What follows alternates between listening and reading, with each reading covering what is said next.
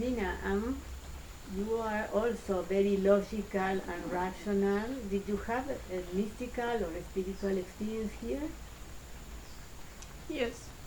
So in the first two ceremonies, I had sort of two parts in the ceremony, and the first one would be very visual and sort of irrational, and then the second part was more sort of like psychotherapy on steroids, I would call it, where you are your own therapist.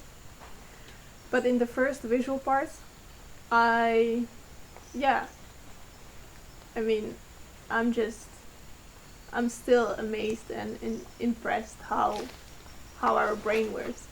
So even though it felt like it was spiritual in a way, I still think that that's our brain basically creating these amazing things. I saw like a divine power calling me, and I felt like I'm one with everything, sort of. And it definitely raised questions for me, right? Because I'm this logical person. I never believed in God or anything. And I still don't, but it opened this new room for me, and it showed me like there might be something that it's not, that cannot be explained just by, I don't Well, know. at least now you had the experience of oneness. Yeah. Of course, there are a lot of information about this out there, but to have the experience, you cannot fight against that. No. It was beautiful. It was also a bit scary for me, but it was beautiful. When you were feeling the oneness, where you were, you, Nina, in the oneness. I was not there. So you were pure consciousness. Yeah. So like I dissolved basically. Yeah. But because it was so scary for me, I was sort of fighting back and pulling myself back and back to my ego. But I think like if I come next time, I would be able to just let go and surrender and just enjoy the feeling. Maybe Yeah. I was not ready for it. So when No. if you are experiencing the oneness, so you are pure consciousness, means that consciousness is non-local. So it means that you don't need the body to experience consciousness. So that is a big door to new things that I think worth to explore. Yeah, absolutely. Remember when I was talking about the bad trip? Mm. Well, this is when you are trying to control the Yeah. journey. For example, you said, I felt the oneness. At the beginning, I like it, but then I wanted to come back Yeah, because yeah, it's not okay. yeah. In that moment, when you want to control, you are feeling afraid, and that can happen, the bad trip. But because you are not letting go, I said the key to have a good time and not to suffer, even if you are seeing something painful, that is normal, it's okay, but you don't need to suffer or try to escape or try to control the journey. If, if you are here to face, you need to let go and face whatever it is. This is the key, not to have a bad trip.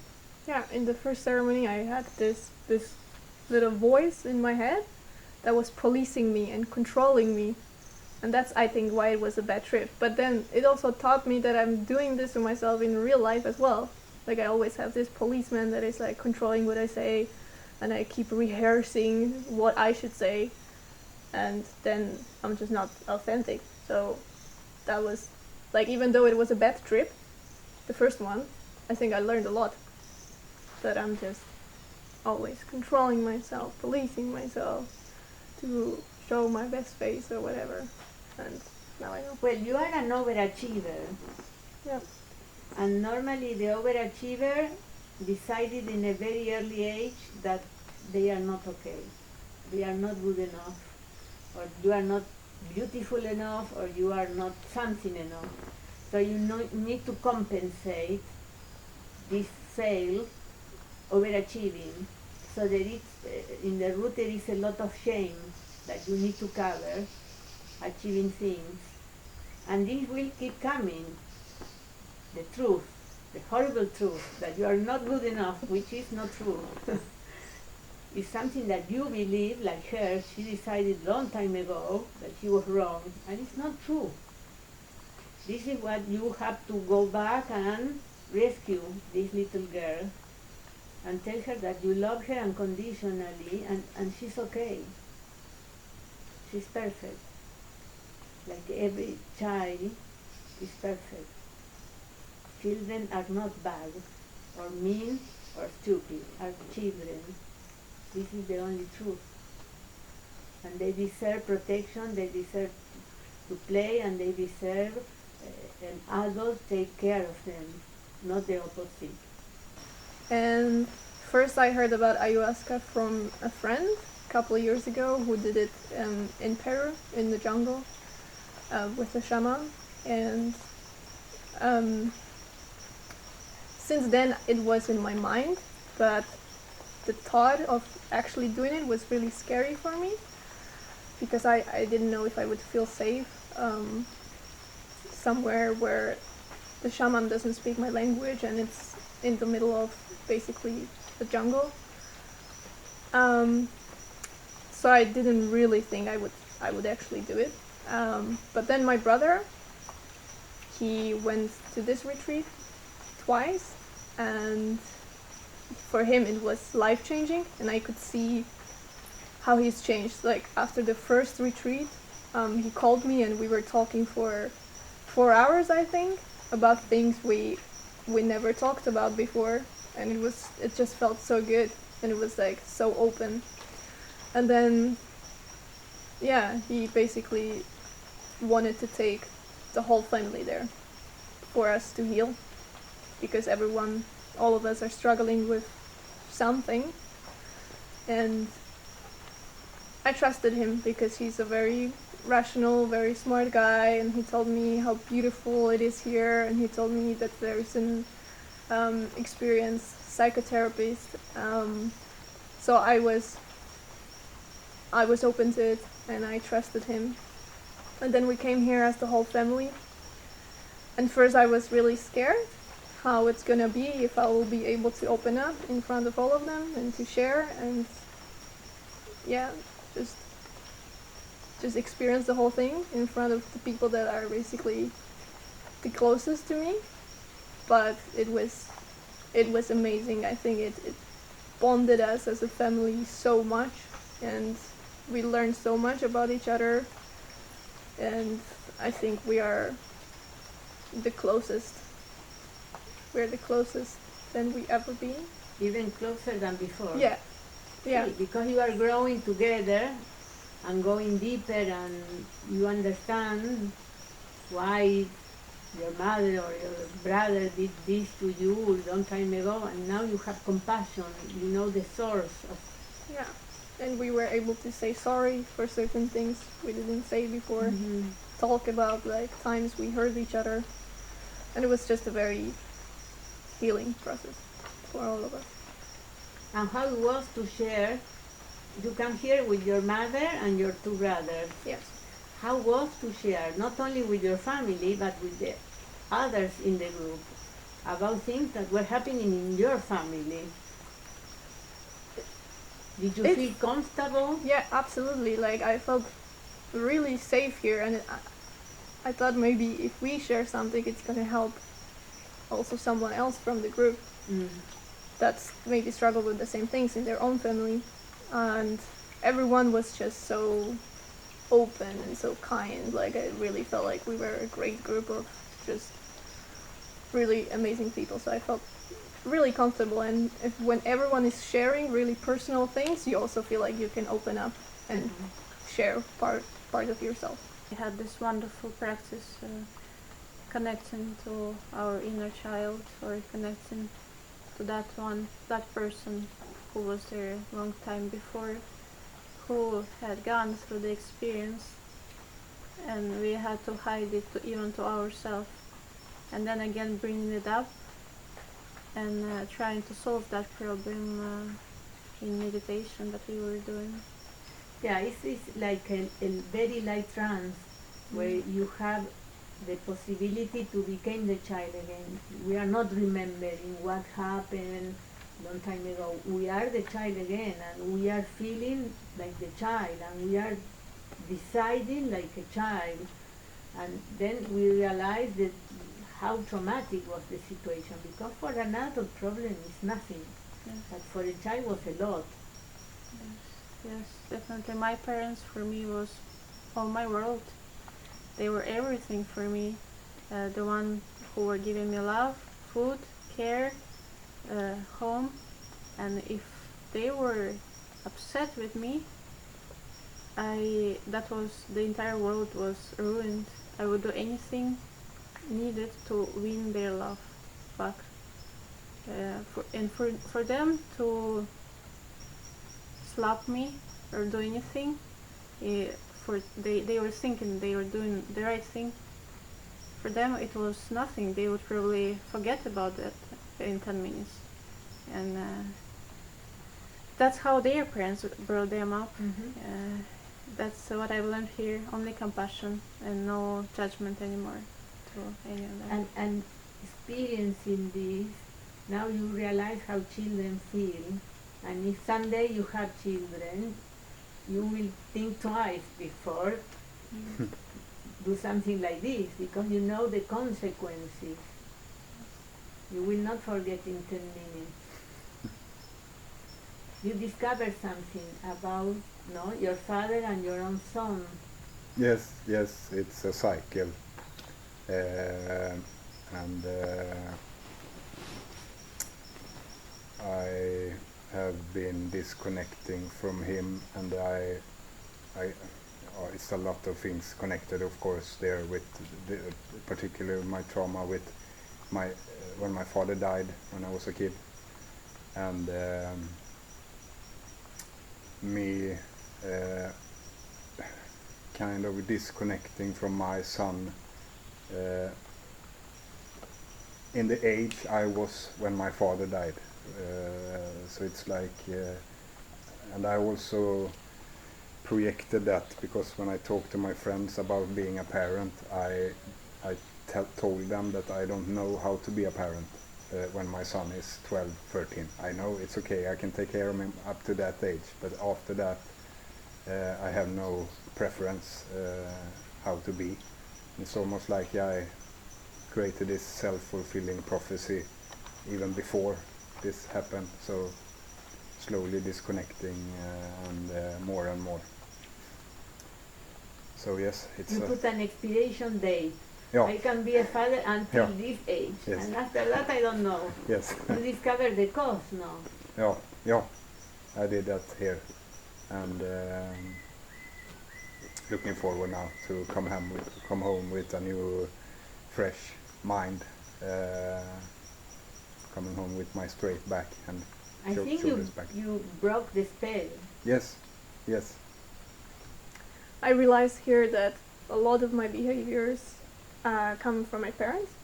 So either I was copying their behavior or I was reacting to their behavior. But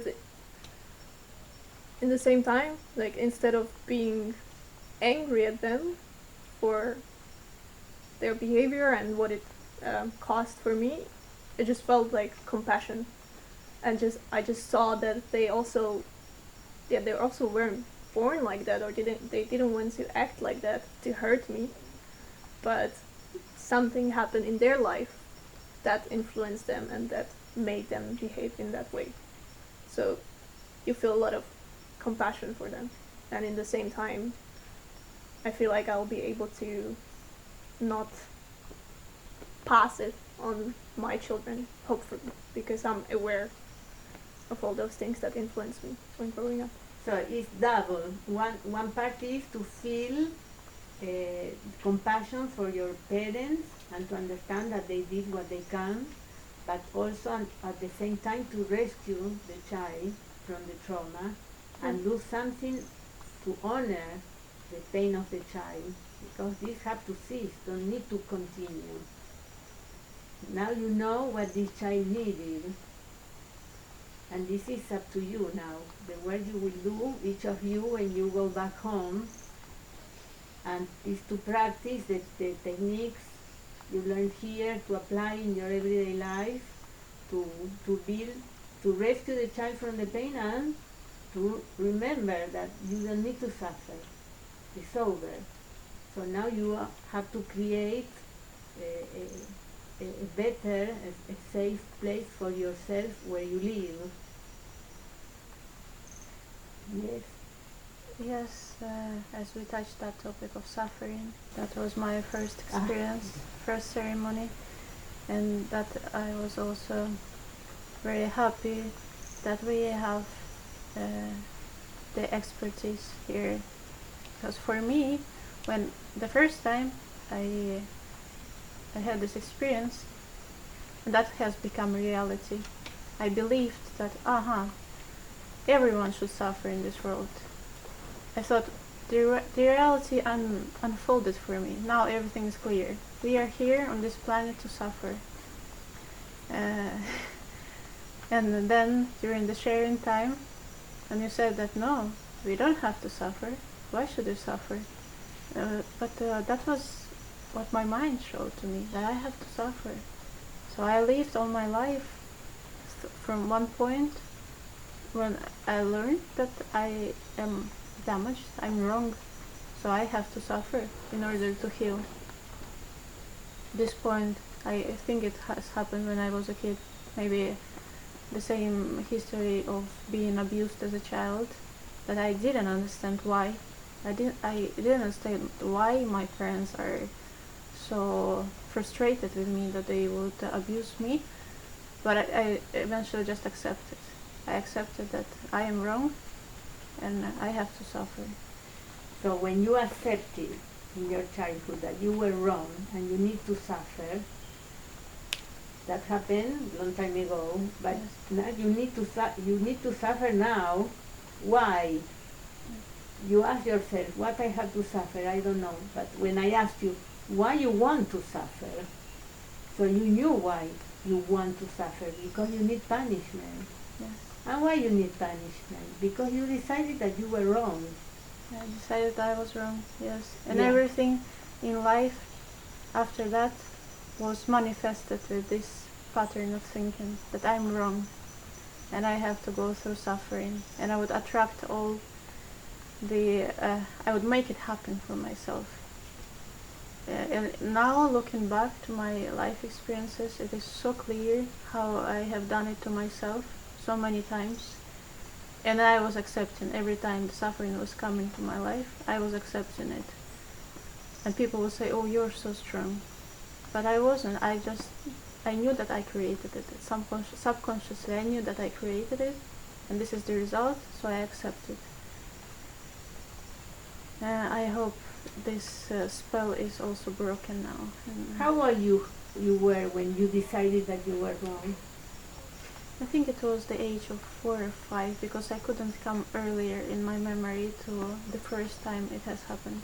But do you think that the child of 4 or 5 years old is wrong or bad or mean?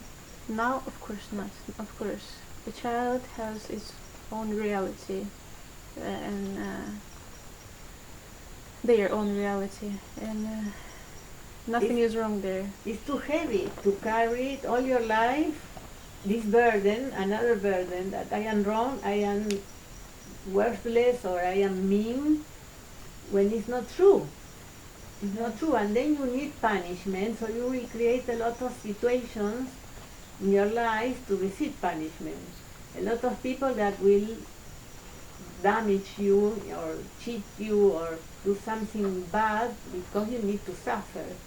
So it's like a robot creating games that is no way out. So we people think that we are free.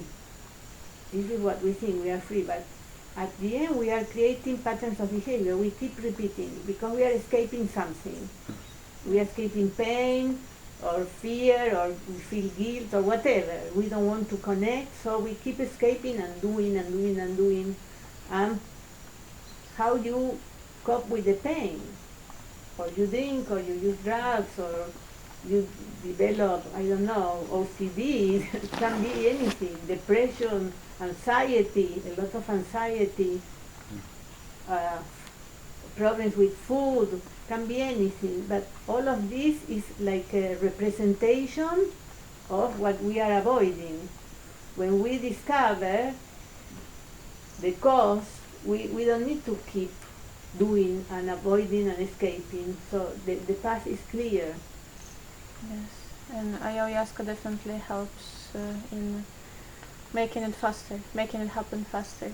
I would probably, if I decided to go for the psychotherapy, it would probably take me years to get to that point where it all happened. And of course, if it was professional working with me, a person who knows what they do. These days, it is rare to have competence in this field. Well, there are certain type of psychotherapies that they work in modified state of consciousness. Mm-hmm. That will be easier to bring information. Mm-hmm.